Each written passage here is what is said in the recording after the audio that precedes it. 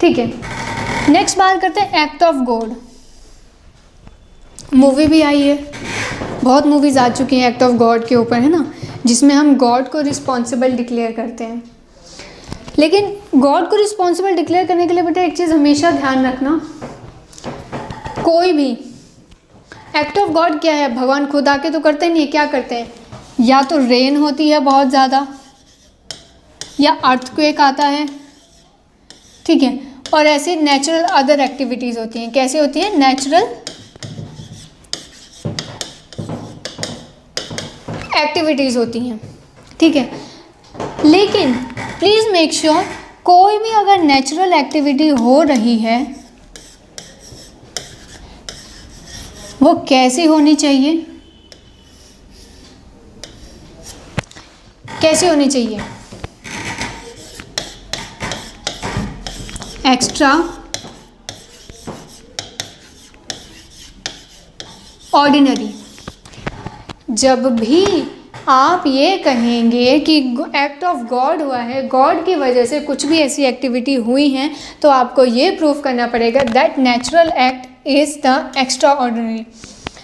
Rainy season में mayor 2 to 3 centimetre 1 centimetre एक दिन की बारिश और 2 दिन अगर कॉन्टिन्यूटी में बारिश लगी हुई है, और अगर उसकी वजह से आपका घर गिरता है और आपका घर गिरने की वजह से आपके नेबर्स के घर को भी डैमेज होता है, ठीक है, तो ये क्या कंसिडर किया जाएगा, ये एक्ट ऑफ गॉड नहीं है।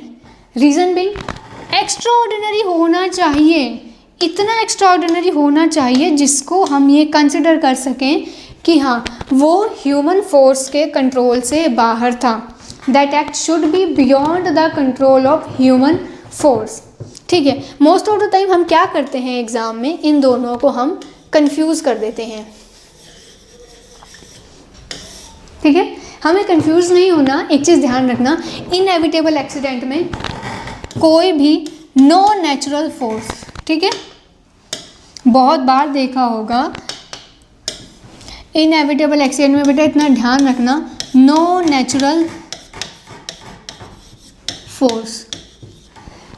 एक्ट ऑफ गॉड में नेचुरल तो है प्लस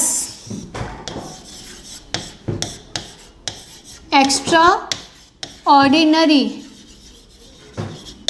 ठीक है। एग्ज़ाम में बहुत बार क्वेश्चन घुमा के पूछा जाता है, इस चीज़ का ध्यान रखना, इनएविटेबल एक्सीडेंट मीन्स उसमें नेचुरल फोर्स नहीं होता, सिर्फ ह्यूमन एक्टिविटीज़ होती हैं, सिर्फ ह्यूमन मिस्टेक्स जो नॉर्मली होती हैं, फ़ैन गिरना, सीलिंग गिरना, ऐसी एक्टिविटीज़ जो हम अपनी पूरी प्रिकॉशंस लेने के बाद भी नहीं रोक पाए, ठीक है। ऑक्सीजन सिलेंडर कई बार ख़राब हो जाना हॉस्पिटल्स में, या सडनली आग लग जाना, ये सब क्या इनएविटेबल एक्सीडेंट्स के सिम्टम्स हैं, ठीक है। इसमें गॉड का कहीं रोल नहीं है। लेकिन अगर हम बात करते हैं एक्ट ऑफ गॉड की, तो ऐसे नेचुरल एक्टिविटीज़ बेटा जो एक्स्ट्रा ऑर्डिनरी होनी चाहिए। अगर आप कह रहे हैं कि मेरे घर जो है मेरे नेबर के घर की वजह से टूटा है, ठीक है, तो अगर नेबर आपका डिफेंस ले रहा है कि वो एक्ट ऑफ गॉड है, तो उसे ये प्रूव करना पड़ेगा कि चाहे रेन थी या अर्थक्वेक था या और बहुत सारी जो भी चीज़ें थी, वो इतनी एक्स्ट्रा ऑर्डिनरी थी कि हम उसे रोक ही नहीं पाए। अर्थक्वेक कितना हायर हेक्टेयर का था, रेन थी इतने ज़्यादा रेशियो में थी कि वो हमारे लिए, जब मेरे घर को नहीं रोक पाया मैं टूटने से, तो how can I help another person to stop that work, ठीक है, उसमें मेरा कोई हाथ नहीं है। आई होप यहाँ तक क्लियर है। नेक्स्ट बात करते हैं बेटा मिस्टेक की। मिस्टेक हमारे पास दो तरीके की होती है बेटा लॉ में, एक होती है फैक्ट की मिस्टेक, दूसरी होती है लॉ की मिस्टेक। टॉर्च कहता है कि मैं तुम्हें दोनों तरीके की मिस्टेक में एक्सक्यूज़ नहीं दे सकता, ठीक है। आपको किसी चीज़ की इन्फॉर्मेशन नहीं थी and you committed that act, that's your responsibility. Suppose आपको फैक्ट्स इनकम्प्लीट पता है। फॉर एन एग्जाम्पल, आप कॉलेज में नए नए गए, आपने आर्ट्स स्ट्रीम लिया था, ठीक है, लेकिन आप पूरा दिन कहाँ जाके बैठे, आप साइंस की क्लास में बैठे। कहाँ बैठे, साइंस की क्लास में बैठे। और उसके बाद अब नेक्स्ट डे आके अपनी जब क्लास फाइनली ढूंढ लेते हैं, वहाँ आके बोलते हैं कि मैम देखिए मेरी ना एक दिन की अटेंडेंस चली गई क्योंकि मैं गलत जगह बैठा था। तो मैम आपको बोलेंगी बेटा it is a mistake of fact. Attendance लेने के लिए आपको पता होना चाहिए था कि आपकी क्लास कहाँ पर लगी है, राइट। आपको पता होना चाहिए आपकी क्लास कहाँ पे है। तो ये डिफेंस आप यूज़ करेंगे, लेकिन तब जब वो एक्सट्रीम लेवल पे मिस्टेक ऑफ फैक्ट हो, मियर ऑन अ माइनर थिंग्स, आप उस डिफेंस को यूज़ नहीं कर सकते। इस डिफेंस को यूज़ करने के लिए वो जो फैक्ट है वो हायर डिग्री का प्रूव होना चाहिए, ठीक है, वो इतना हायर डिग्री का हो तभी आप डिफेंस ले सकते हैं। एक एग्जांपल और देते हैं। सपोज़ एक पुलिस ऑफिसर है, वो किसी क्रिमिनल को पकड़ने जा रहे हैं। उन्होंने पूछा एक इंडिविजुअल से कि एक्स पर्सन का घर कहाँ पे है। उस एरिया में 2 पर्सन थे जिन दोनों का नाम एक्स था। चलो एक्स छोड़ो, राम बोलते हैं। पुलिस ऑफिसर गए एक कॉलोनी में, उन्होंने एक राम नाम था, उन्हें पकड़ना था, ठीक है।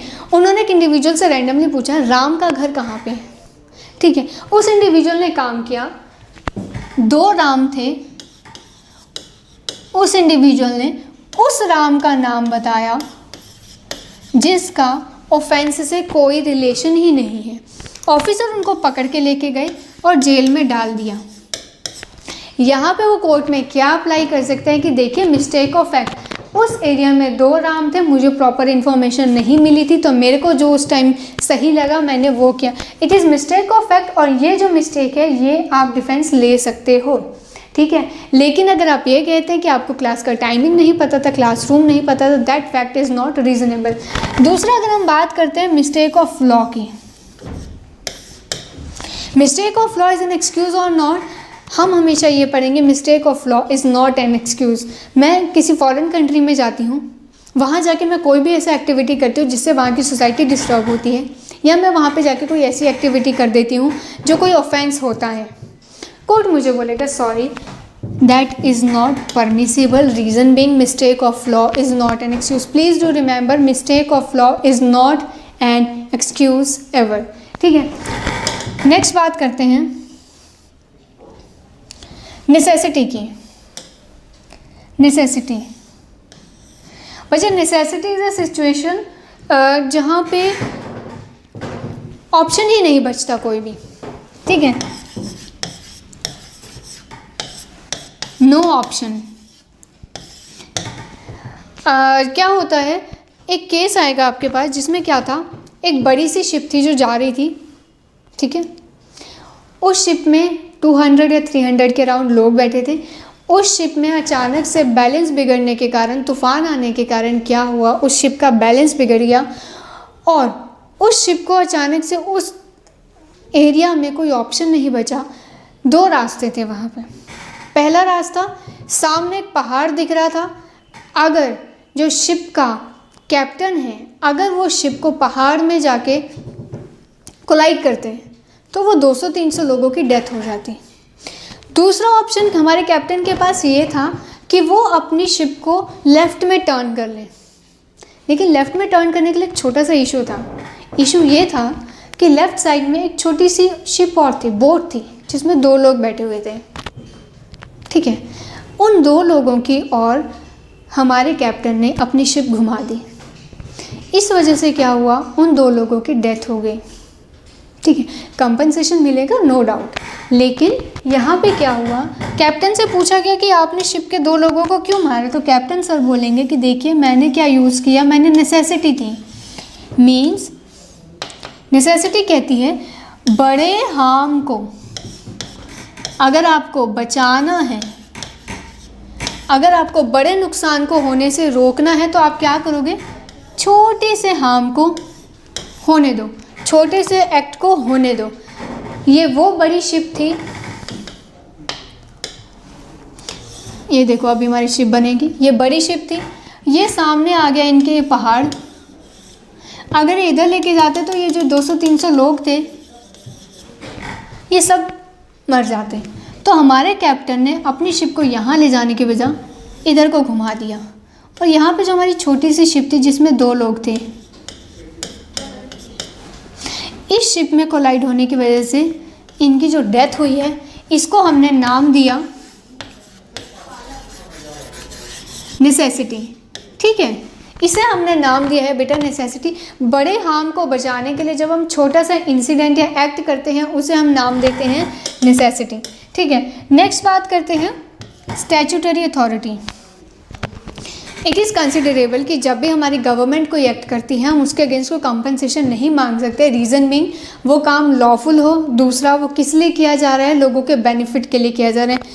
ठीक है, जब भी कोई गवर्नमेंट कोई ऐसी एक्टिविटी करती है, ठीक है, जो किस लिए है, for the benefit of public, government act benefit of public. ठीक है, अभी इसके चक्कर में अगर कोई किसी का हार्म पहुंचता है तो वो हार्म कंपनसेशन के लिए नहीं क्लेम किया जा सकता। आपने देखा होगा रेलवे ट्रैक के पास क्या होता है, बहुत सारे घर होते हैं। उस रेलवे ट्रैक की वजह से जब रेल वहाँ से जाती है, ट्रेन वहाँ से जाती है, जो वाइब्रेशन होती है उस पूरे के पूरे एरिया की जो वैल्यू है डे बाय डे डिमिनिश होने लग पड़ती है, ख़राब होने लग पड़ती है। तो वो क्या है, वो स्टैट्यूटरी अथॉरिटी का एक्ट है।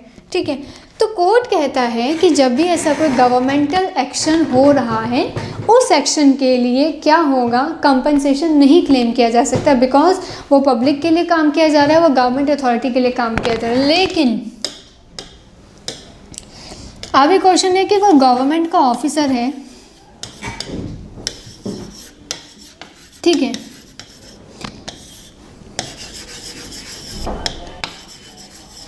मिसयूज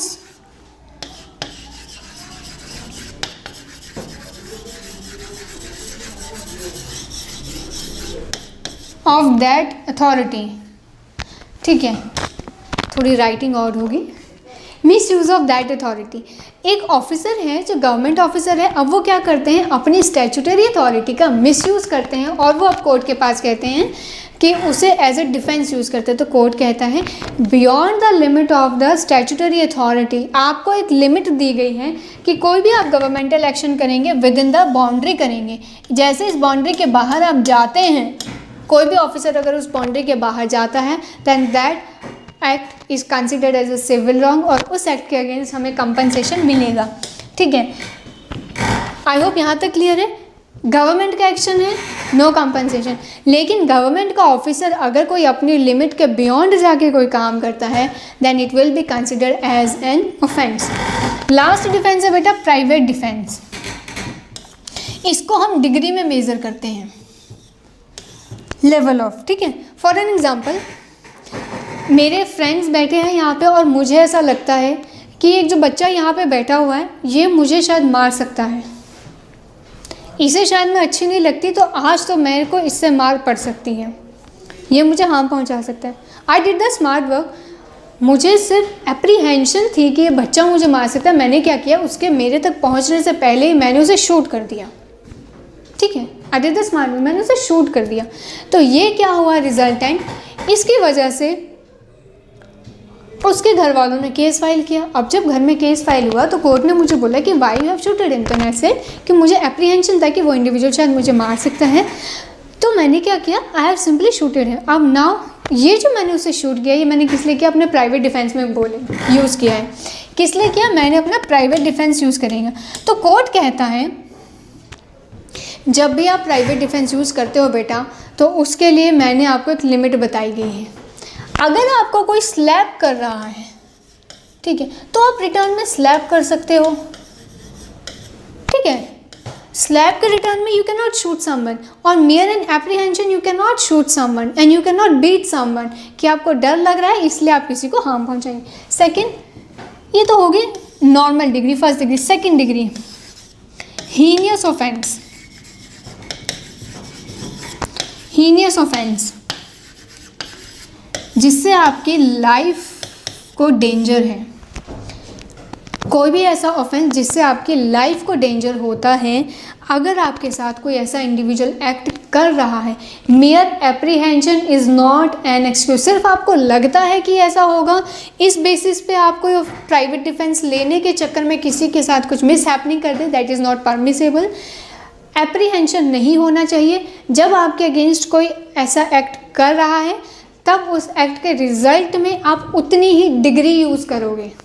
ठीक है, आपको पता होगा 375 जो रेप का सेक्शन है, इसमें बोला है कि अगर कोई आपका 375 रेप कमिट करने की कोशिश करता है यू कैन किल हिम।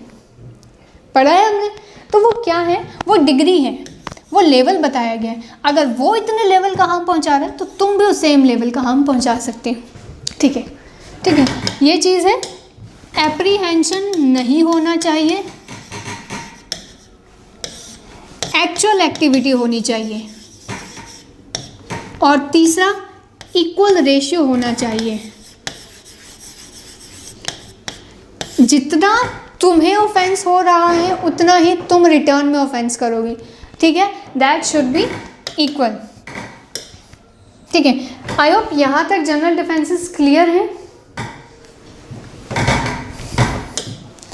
1 2 3 4 5 6 7 8। ठीक है बेटा, ये हैं हमारे 8 जनरल डिफेंसेस जिसके बारे में मैंने आपको आज सिंपल इंट्रोडक्शन दी है। ठीक है, इन नेक्स्ट क्लास हम क्या करेंगे, हम एक एक जनरल डिफेंसेस को 1 बाय 1 डिस्कस करेंगे, और आज की तरह हम क्या करेंगे, हर एक डिफेंस में से वो क्वेश्चंस फिल्टर आउट करेंगे जो हमारे एग्ज़ाम में आएगा, और वो हमारा क्या होगा, अगेन दैट 60%। ठीक है, ठीक है, यहाँ तक क्लियर है। बट उससे पहले एक काम करो, इन डिफेंसेस को नोट डाउन कर लो, उसके बाद हम नेक्स्ट क्लास में इन डिफेंसेस के बारे में बात करेंगे। ठीक है,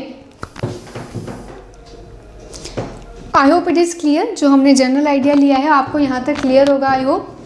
ठीक है, ठीक है बच्चे, just note it down and we will take our next class जिसमें हम अपने इन जनरल डिफेंसेस को डिस्कस करेंगे। ठीक है, so just note it down. ठीक है, फिर नेक्स्ट क्लास में बात करते हैं इन डिफेंसेस की। एक बार इन्हें रीड ज़रूर कर लेना।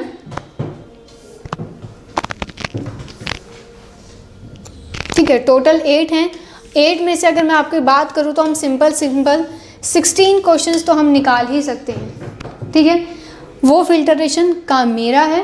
ठीक है, so just note them down. उसके बाद हम नेक्स्ट क्लास में बात करते हैं इन डिफेंसेस को फर्दर एक्सप्लेन करने की। ठीक है, चलो नोट डाउन कर लो।